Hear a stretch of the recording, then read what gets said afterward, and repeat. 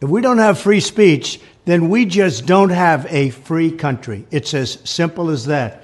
If this most fundamental right is allowed to perish, then the rest of our rights and liberties will topple, just like dominoes, one by one. They'll go down. That's why today I'm announcing my plan to shatter the left-wing censorship regime and to reclaim the right to free speech for all Americans. And reclaim is a very important word in this case because they've taken it away. In recent weeks, bombshell reports have confirmed that a sinister group of deep state bureaucrats, Silicon Valley tyrants, left-wing activists, and depraved corporate news media have been conspiring to manipulate and silence the American people. They have collaborated to suppress vital information on everything from elections to public health. The censorship cartel must be dismantled and destroyed, and it must happen immediately. And here's my plan.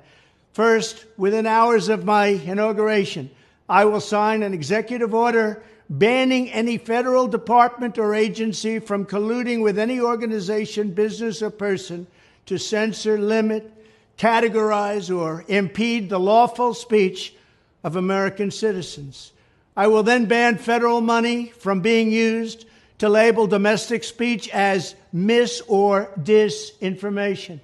And I will begin the process of identifying and firing every federal bureaucrat who has engaged in domestic censorship, directly or indirectly, whether they are the Department of Homeland Security, the Department of Health, Human Services, the FBI, the DOJ, no matter who they are. Second, I will order the Department of Justice to investigate all parties involved in the new online censorship regime, which is absolutely destructive and terrible, and to aggressively prosecute any and all crimes identified. These include possible violations of federal civil rights law, campaign finance laws, federal election law, securities law, and antitrust laws, the Hatch Act, and a host of other potential criminal, civil, regulatory, and constitutional offenses. To assist in these efforts, I am urging House Republicans to immediately send preservation letters, and we have to do this right now, to the Biden administration, the Biden campaign, and every Silicon Valley tech giant, ordering them not to destroy evidence of censorship. Third, upon my inauguration as president, I will ask Congress to send a bill to my desk revising Section 230 to get big online platforms out of censorship business.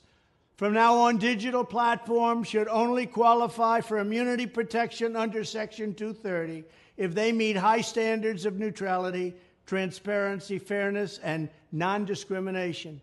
We should require these platforms to increase their efforts to take down unlawful content such as child exploitation and promoting terrorism, while dramatically curtailing their power to arbitrarily restrict lawful speech.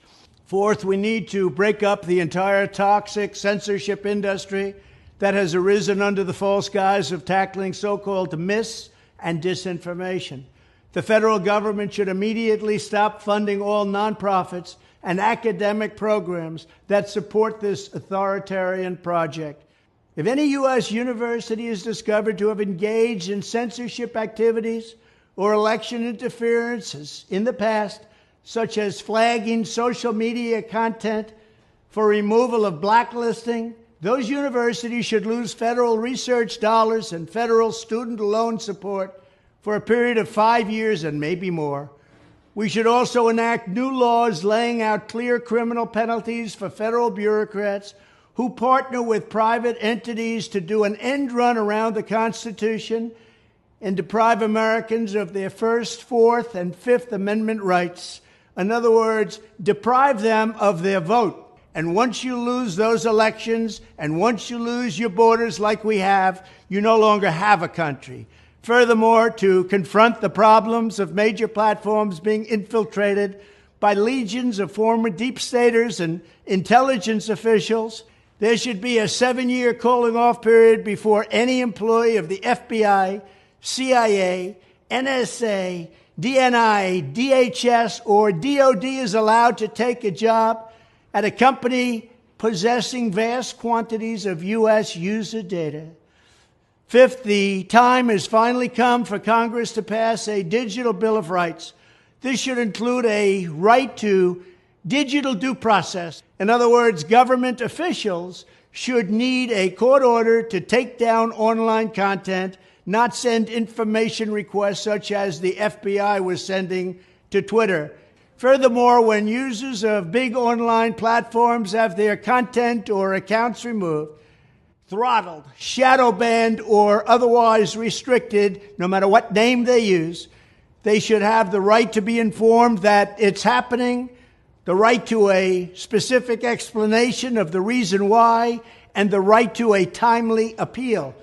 In addition, all users over the age of 18 should have the right to opt out of content moderation and curation entirely and receive an unmanipulated stream of information if they so choose.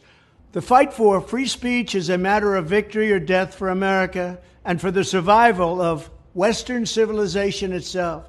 When I am president, this whole rotten system of censorship and information control will be ripped out of the system at large. There won't be anything left. By restoring free speech, we'll begin to reclaim our democracy and save our nation. Thank you, and God bless America.